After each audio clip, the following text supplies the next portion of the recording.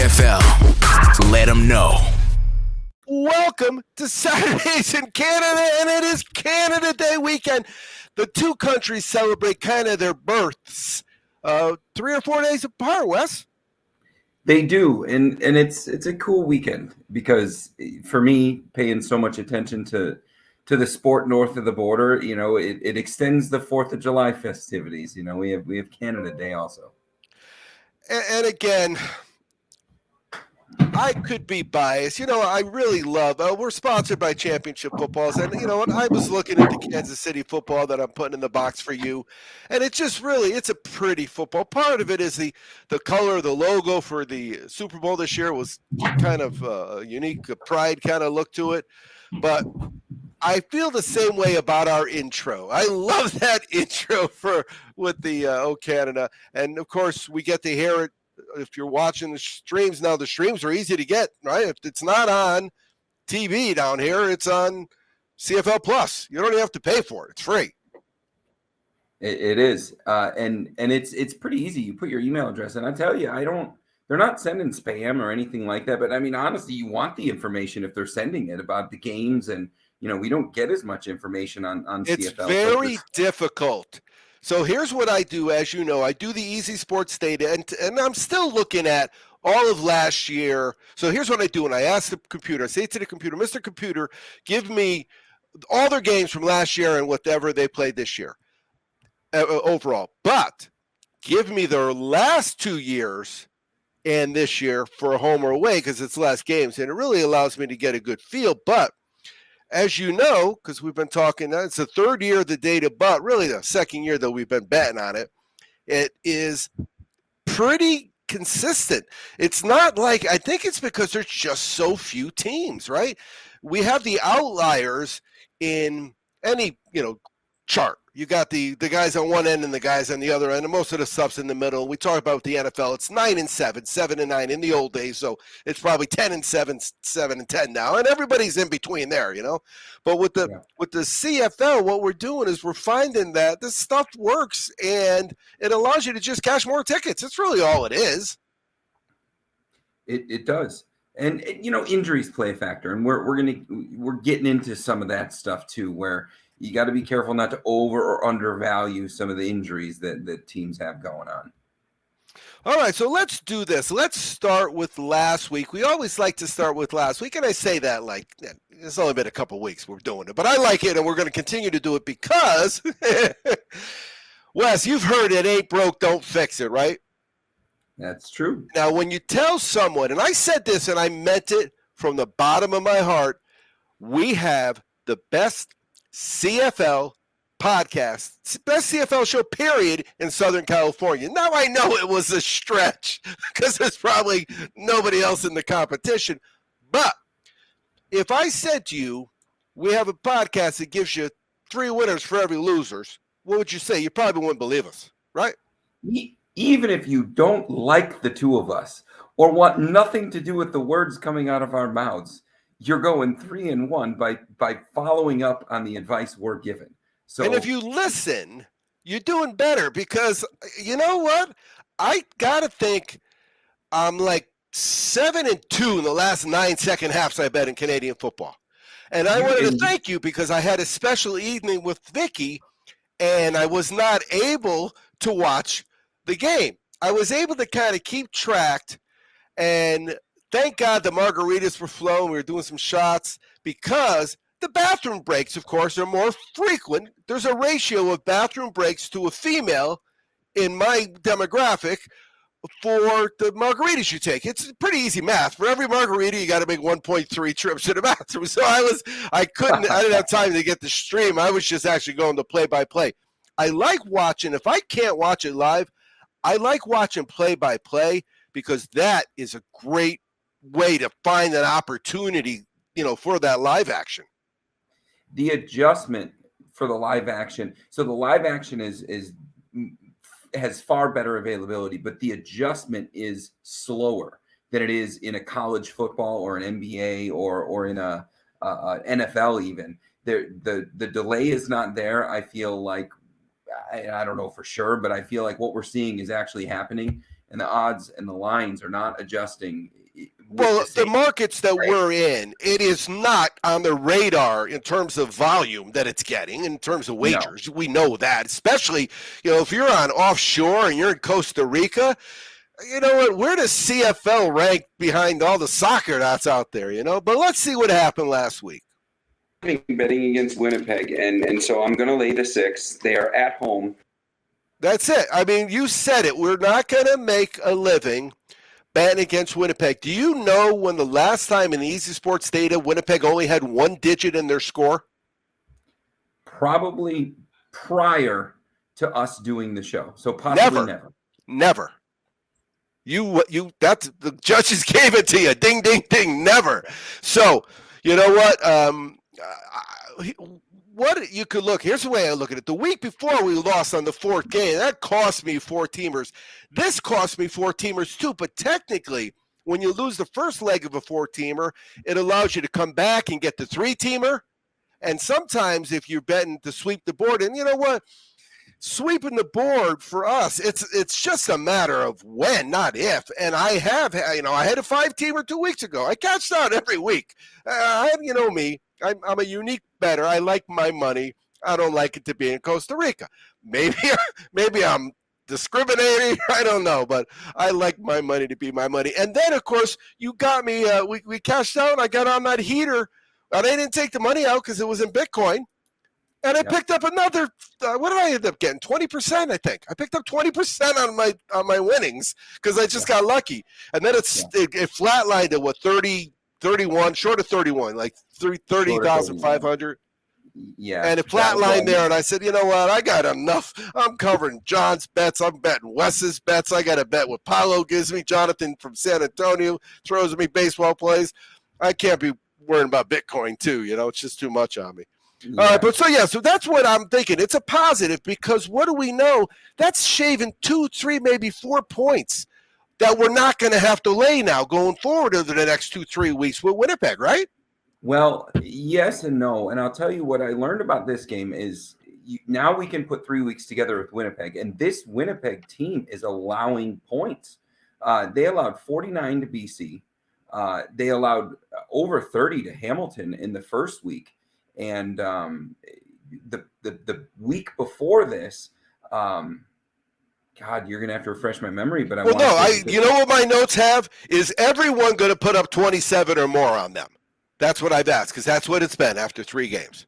So I think we have some consistency there that Winnipeg will allow points.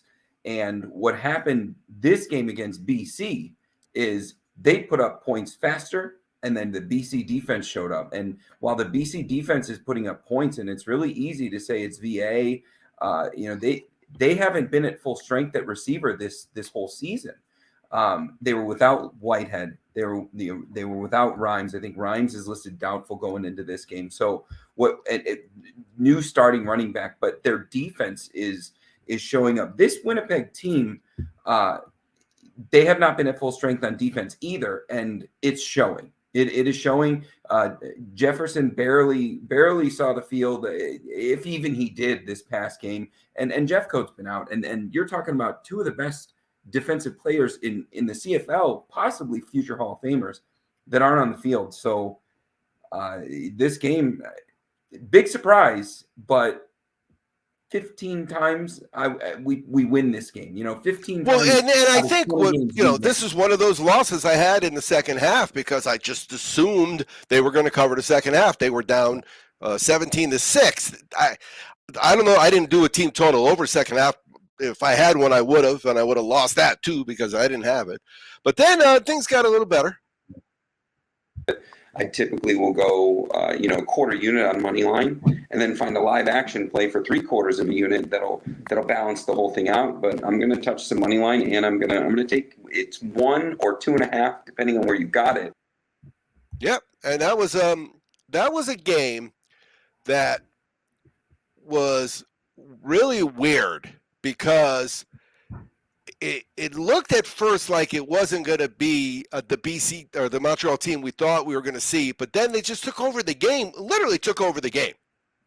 They did, and Austin Mack Austin Mack was a great receiver at Ohio State, but he was behind, two all-time greats. He was behind Olave and Garrett Wilson. So he didn't get the looks, and he couldn't make an NFL team. But it's no surprise to me as a diehard Buckeye fan that this guy is showing up at receiver. Cody Fajardo would have changed his scenery. Had some inconsistencies last year, and Hamilton struggles to score points, and they really don't have an answer at the quarterback position. So them being a favorite in this game, that just felt wrong. And that really did help. That helped the weekend to get over that it was a tough loss. I'm not going to lie, because you know what? It really is like when you're betting New England in the day and they lost in the second half. It's like, wow, what the hell just happened? Well, the first one and the last one of the week can hurt you in different ways. The first one of the week messes with your mind. Is it, well, we're just going to win the rest of them, we're cool, clean sweep? Or is it, whoa, do we need to now watch ourselves? Are we tilting in the opposite direction? It wouldn't be unreasonable for us to come out and have a 3 weeks in, anything could happen. It just happened to work out well for us. All road teams that I like. But I have to take the points in this scenario. I like Sask's resilience. They're not looking terrible on defense. Trevor Harris, it actually looks like he's providing some form of leadership on those sidelines. That game, for me personally, was like boring, right? And then I think I texted you, holy cow, I forget how I cutely wrote it, but basically a game broke out in the second half. Mm-hmm. At times, not all of them, but at times, the final 3 minutes, that 3-minute warning in a CFL game, can be compared to only one other sports scenario, which is NHL playoff overtime. It was either 9 or 11 point deficit with very short amount of time on the clock, and Calgary came back, forced the overtime, and the overtime in the CFL is great, but because it's 2 and out, not 3 and out, and the clock stop. I don't know if you caught that or if you see that in games, but the clock stoppage works very different in the CFL than it does in the NFL. When the ball is dead, they bring everybody to the line of scrimmage. They stop the clock. Then they bring it to the line of scrimmage, and when everybody's lined up, they start the clock. So it doesn't function the same way as the NFL, where there's 2 seconds left and he goes down and they got to scramble and they don't really get it. I think if you remember, it was Father's Day and I got to watch it on the big TV. So I was watching and I was explaining to him, you know what? There's 3 minutes left in the game. In an NFL game, that could be 1 possession, maybe 2. And this it could be 4 or 5, and they could have 3 scores. And that's pretty much what they did that game. You're only killing 40 seconds if you take a knee. And but did you see at the end of this game, when Sask was going in to take the lead, the guy called timeout. The coach called timeout. He did. And I thought, this is the stupidest thing in the world. Why is he doing that? And I had to sweat through it. No, it didn't matter, right? Because they won. But if they lost in overtime, we would have a different attitude, because I probably wouldn't have cashed out this week. Yeah, the brothers coaching against each other, they've been playing chess since they were in diapers against one another. So there's a different pride and chess match going on. Well, yeah, we've seen that anytime brothers are on the opposite sidelines. And then finally, again, it was a nice weekend. I think that they just intercepted a far better quality quarterback last week than what Edmonton even has on their roster. So I think we're going to see at least 1 to 3, at least 1 interception, probably 2, because that's who Toronto is. And I think laying the points 6.5 on the road, there is no home field advantage. Edmonton, those fans are dying for a winner, and they're so upset they don't have one. All right, so this game was a second half bonanza, because it ended up being Toronto came back and they didn't cover the first half, right? They covered the first half. They covered the first half, and they. No. I was given 1.5, I think, right? Yeah, they didn't cover. I think it was a 1 point lead. They covered the over in the first half, which was 12.5. Yeah, but. Toronto didn't seem to want to win this one early, but this is an odd one because there was a lot of flags that went against Toronto. There was a lot of non-Toronto style just foolishness that cost them yards. And Edmonton, don't be fooled by the score here. Edmonton scored points on defense. So to me, those are just great plays. That is not Now, if they happen this week and the following week, well, then Yeah, if maybe you're a that's such team, good difference. But they're Edmonton, for heaven's sakes. They're they're Edmonton. Remember, yeah. we discussed Edmonton. If your keyboard, the W is broken on your keyboard, and you're doing data for Edmonton, don't worry about it. You're good. All right? And in the end, I mean, it was probably a couple minutes into the third quarter. They found a way to elk, and the Argos handled their business. The Argos at home is a very strong stat. This one was on the road, but your data probably shows the Argos at home, regardless if they're supposed to win or not, is very strong.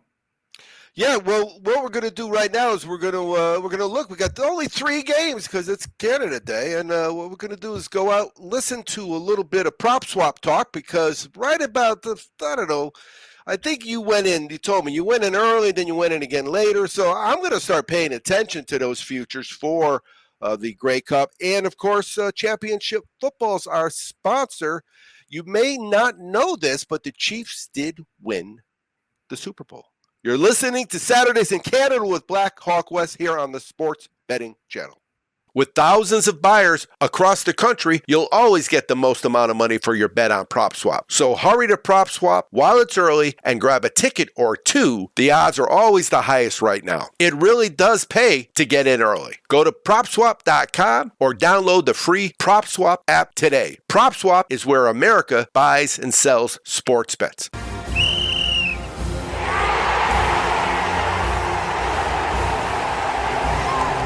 Your Kansas City Chiefs are Super Bowl champions. Here's the coolest present any Chiefs fan will open that day guaranteed. These full-size, NFL licensed, full-color souvenir footballs celebrate all 3 of Kansas City's Super Bowl titles. The top panel of these limited edition footballs has logos and scores from the first 2 championships with all the game information from the Super Bowl 57 win. The second side has the score from every regular season and playoff game. These footballs make an incredible gift for your favorite Kansas City Chiefs fan, even if it's you. ChampionshipFootballs.com, the coolest present they'll open that day, guaranteed. Welcome back to Saturdays in Canada with Black Hawk West on Canada Day weekend. Canada Day and the 4th of July are a pretty cool time again for me. Remember, I've had 4th of July's, Wes, where I had to bet baseball, right? We're sitting around drinking. I'm eating some of my Wana gummies, and the Wana gummies are perfect for the pool. Remember, I didn't have any until I went to Vegas, and I got them in Vegas, but they're a special product. But that was it. It was baseball. And let me tell you, maybe if you got a 20 or 25, things on your number of cannabis, and you may not want to watch baseball because you fall asleep. It really is. You don't fall asleep watching the CFL. All right, but we've got Edmonton at Ottawa. It's 42.5 minus 3.5. I've got some notes. Let's see what you say. So, Edmonton didn't look terrible against Toronto this past week. The truth be told, outside of that BC blowout, they haven't looked terrible. I mean, they had a chance to win the first game of the season. So this goes one of 2 ways. Do they come out angry after a loss? I don't know. They've had plenty of time to show us if they're capable of doing that in the past year.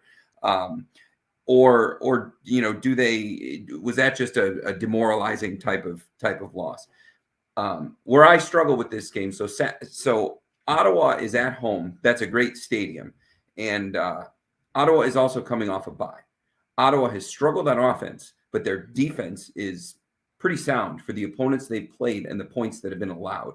So I know Ottawa is going to show up on defense. The only question is the Ottawa offense and then laying 3.5. Can they even put up enough points to lay 3.5? Edmonton was able to manufacture some points on their defense against Toronto.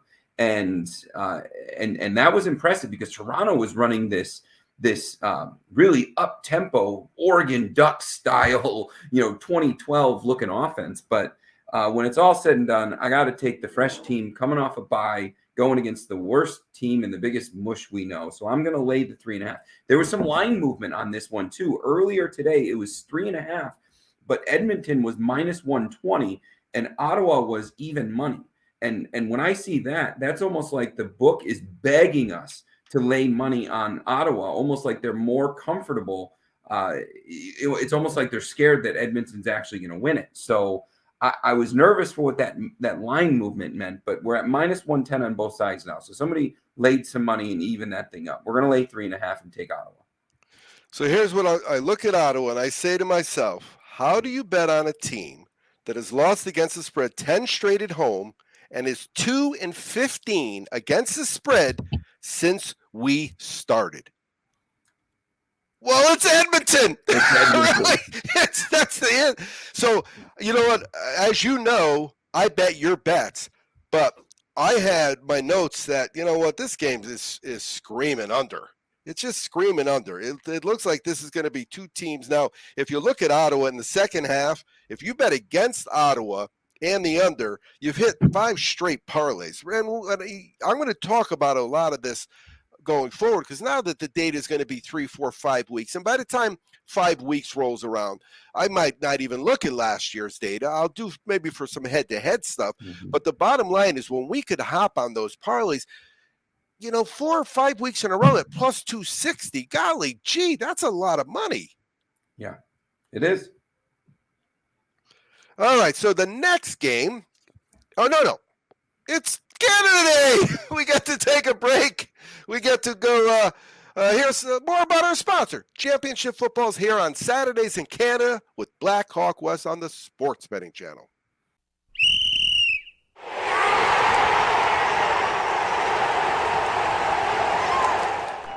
You're getting a 100% money-back guarantee on every single souvenir football from ChampionshipFootballs.com. The coolest present they'll open that day, guaranteed. How hard is it to find the right gift for someone that already has everything? Whether that special present is for a Georgia Bulldogs fan or a member of the Kansas City Chiefs kingdom. Maybe your grandfather has been a Dallas Cowboy fan as long as you've been alive. Does your brother-in-law live in Penn State territory? Do you know a member of the University of Baylor Alumni Association? Is there a better birthday gift for someone who's 100% all Tulane Green Wave? Send them the coolest present. They'll open that day, guaranteed. Now, if your favorite pro team is the Jacksonville Jaguars or those Minnesota Vikings, we're sorry about that. If you are a Louisiana Monroe Warhawk or an East Carolina Pirate alumni, not much they can do. After all, the name isn't You Had a Pretty Good Season Footballs.com. The name is ChampionshipFootballs.com. The coolest present they'll open that day, guaranteed. Welcome back to Saturdays in Canada here on the Sports Betting Channel, sponsored by ChampionshipFootballs.com with Black Hawk West. Wes, we got the second game of a 3-team weekend. Even though, you know what, I have been known to find a way to make a 5 and 6 team parlay with only 3 games on the board, just so you know. And I'm telling you, I mentioned to you about the round robins, and I know you do them a lot too, but I'm really enjoying that whole, when that first team wins on a round robin, you get a whole 24 hours to enjoy the fact that each of these games is now a straight bet for you. And golly gee, if you get into the last one, you could even look, if you're a big enough bettor, you could look at hedging and getting your money back. And if I have $50 to win 400, I will bet $50 the other way all day long, because then I got to say I bet for free this weekend. But we got, we've been getting really reasonable team total overs in these games if you pick the right ones. Well, and of course, that is the key. And if you don't really know which ones are the right ones, then you're kind of missing the whole concept of SportsBettingWeeklyLive.com will always show you the very last show. So you can go there now and watch. This is the 4th week, so you can watch the first 3 weeks and see that we kind of know what we're doing a little bit anyway. All right, so we got this is 75% of the time we know. Yes, that's true. So this is July 1st, Saturday. This is Canada Day. So they play on Canada Day, but they don't play the day after, and then they play again Monday. We got Monday night football. Yeah, so you've heard me say it before. I said it last week, and it bit us. You're not going to make a living betting against the Winnipeg Blue Bombers. Now I'm going to talk out of the other side of my mouth, because this is not what we saw last week, and the amount of points being allowed It's some of the worst points allowed in the entire CFL now, and that's on offense and that's total, or I'm sorry, that's on defense and total. So the way they sit right now, I will get better injury updates as we get closer to kickoff. But Willie Jefferson, Jackson Jeffcoat, I need to know more about that defense and what's going to happen. I also on offense. They have a suspension in the best wide receiver in this league, in my opinion, in Kenny Lawler. So, and that's 6 weeks. Well, his suspension is undisclosed. There's the 6 week IR that takes place. So there's going to be some players that come back to all the teams on week 6. So we're 2 weeks away from that. Kenny Lawler's a suspension for some illegal activity. It was egregious enough for him to have a suspension, but he's not going to miss the season. But I don't think Winnipeg is going to tank. O'Shea's not tanking, but at the same time, they have a lot to look forward to and a lot of momentum that they could catch in a few weeks. I have to interrupt you. It is now 20 after the hour. I love that number. It is 4:20, and what did we say? Oh, I already mentioned the whole WANA thing, but I just love the fact that it's 4:20 in London. It's London's the Queen, and that's Canada Day. That's what it is. All these provinces got together, and they're going to stay under the Queen. They loved the Queen. My golly, gee. When she went, Canada was in mourning. But I love it. I love it. Okay, we're good. Winnipeg. So in this game, I don't think Winnipeg's investable here after the performance they just put up, because they showed they're capable of not scoring points and allowing points. We're getting the right Cody. We got a hot up-and-coming wide receiver in Montreal. Montreal is going to put up points on this defense. That's for sure. Not at the same rate that BC did. Montreal's defense is what I'm questioning here. So, and I think Winnipeg is going to perform. I'm not saying Montreal is going to blow them out, but in a scenario like this, we got to take the points. Winnipeg very well may win, but I'm comfortable taking the points. Montreal at home, Winnipeg off of a beatdown, questionable roster on defense. Winnipeg is not fully dethroned on that elite as far as I'm concerned, but we can't invest in them after what we've seen. Let me ask you a question. I don't care who you are. You're a human being. You got emotions, and you got to be sitting there shocked that you only scored 6 points, right? You got to be in shock of some sort. I would not lay anything more than 2.5 on Winnipeg in this game. So I have to be on the 6. I like Montreal. I like the way they performed. All right, so here's some stats for you. Montreal has allowed fewer points in 6 straight second half games. Now, I do realize some of those were last year, but work with me on this one. In their last 11 second halves, they are 9-2 against the spread. I am looking for this second half to have more points than I think the first half will. So I am looking at coming up with an open parlay. I can do open parlay, so I can put a 4-teamer in for Friday's game. It'll be a 3-teamer this week, of course, and open it with 2 second halves, and I'm going to do that. So I'm trying to pick, because 3 is a lot easier than 4. We all know, first of all, you don't get screwed as much on the odds, right? The odds of 3 should be 8, they pay you 6. The odds of 4 should be, 16, and they pay you 10. So it gets worse as it gets harder, which it shouldn't be the thing. But 9-2 against the spread in the second half. You know how I feel about the second half, Wes. That's one championship. Well, when these guys are closing out games, Montreal has not played the stiffest of competition, but they are closing out games when they have a lead. And again, it's not the teams. I'm playing the number. I want the 6 points here, and I think that we probably only have a very small window this week, maybe one more week to get these long spreads. So let's ask about that, because I mentioned earlier, what would this spread be if they won over BC 30-6? It'd be 9.5. I don't know. I don't think anybody is. I don't think any odds maker is gonna call Cody Fajardo a 9.5 point dog. I think it would probably be 6.5. But our comfort level would change. If Winnipeg wasn't allowing the points they are, I'd be totally comfortable to take Winnipeg and lay the 6. I'm not saying Winnipeg loses this game, although I think Montreal could beat them. Yeah, they have given up 88 points in the first 3 games of the year, and that is not Grey Cup material. Yeah. So if we get a close one here, we're going to see some short Winnipeg spreads and really good opportunity in the weeks to come when they start to get healthy. These close games, we might be seeing Winnipeg -1, -2.5. Those are better numbers, but +6 against Montreal, that's demonstrated nothing but great play. That's unjustified. Okay, so when we come back, I would remind you, if you can find Wana gummies in your local dispensary and you got a pool party to go to the 4th of July, you can thank me later. And don't forget to join our 420. There actually, Wes, there was a 420 opportunity when I was at dinner.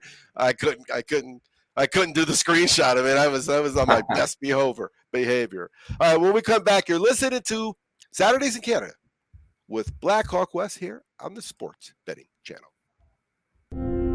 In a world where most cannabis gummies are hashy, melty, or just plain gross, one brand will rise up to forever change what an edible can be. Vegan and gluten-free ingredients, 30-plus terpenes, and a melt-proof recipe star in Wana. Not all edibles are created equal. Now in theaters. Dispensaries.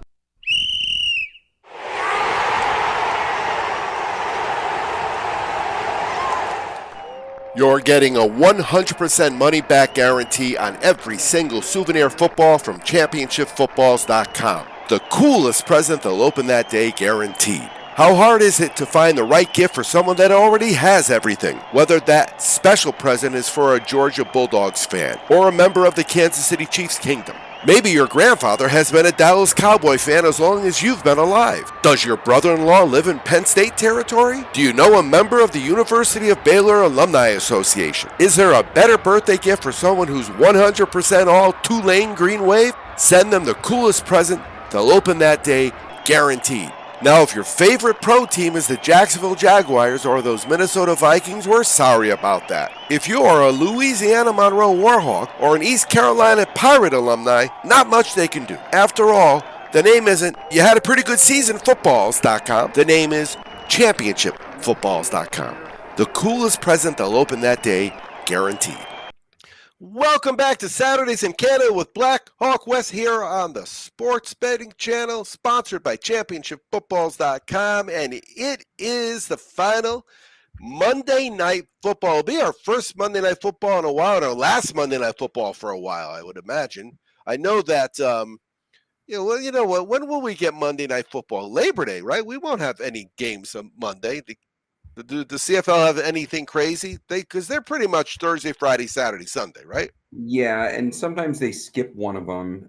Let's see. I have the schedule in front of me right now. We get 2 games on Saturday in week 6, which that's Saturday, July 15th. That's a cool one. So, but yeah, we stay Saturday, Sunday. We stay Thursday, Friday. That's Sunday. The other thing, Wes. And if you're catching this show, understand how in sync we're going to be with CFL football right when college football, and you have no clue in the beginning of college football, and the NFL, it takes 2, 3, 4 weeks in the NFL. Don't get me wrong. Can you start off great? Yes, you can. But as you know, to really get a feel for those teams takes a little bit of time. The CFL money is going to just cover us. It's going to fill our coffers. Well, and that's the strategy every year. And what's cool about, you mentioned college football, opening weekend of college football. I mean, I'm talking about opening weekend, not the prior week, the week 0. Labor Day weekend. Yeah, so there's CFL is Saturday, Sunday that week, but then Labor Day, and it's pretty traditional. We get 2 CFL games on Monday. Yeah. So and normally there's a college game, but we'll get 2 Monday games come September, and then we move into the Canadian Thanksgiving. Yeah, and so we got the last game of the week, and like I Jesus, said, I thank you, Jesus. I thank you, Jesus. That was so cool. I mean, first of all, the way it started, Toronto scored the first 18 points of the second half. So I have Toronto on the over, and it's sitting at 18 pretty early in the third. I'm thinking this is sweet. And then of course Edmonton kind of made it a scare, but they never threatened. And then I guess you had told me they had a strip sack or something, and I think that was right about when the fajitas came. So the fajitas, they make the noise. The last thing you want to do is not be in the picture. That was the real game changer. Was there was a strip sack on the goal line before the Edmonton player could cross the line, and Toronto got it, and they had a fairly nice return. They didn't take it 110, but they got it out of the voluntary safety zone, and they put themselves in position. They left points on the board, so that was a big turning point in the game for me. Looking at this one, so. Yeah, 46.5 and +1. And again, Toronto, we went from they were a bye till we lost on them, and now we're betting them again. Yeah, and last week, the lines moved a little bit on it, but BC just beat Winnipeg. I mean, throttled them in the toughest stadium in the CFL to play, in my opinion. I mean, huge game.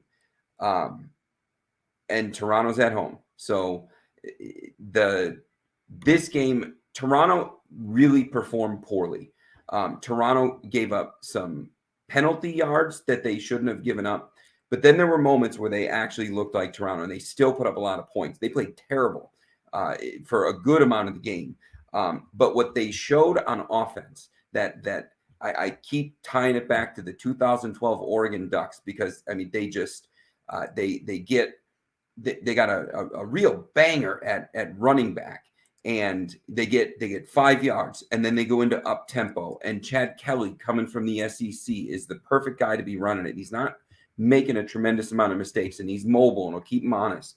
BC has got their second game in a row on the road at a tough stadium, and the +2. I'm taking Toronto here, and I'm taking Toronto to beat them outright. I think BC hung a lot of points on a suspect Winnipeg defense. We stated that earlier. I'm not going to beat up Winnipeg because they've made us a lot of money. BC is a great team. Thus far, they're probably the best team in this young CFL season.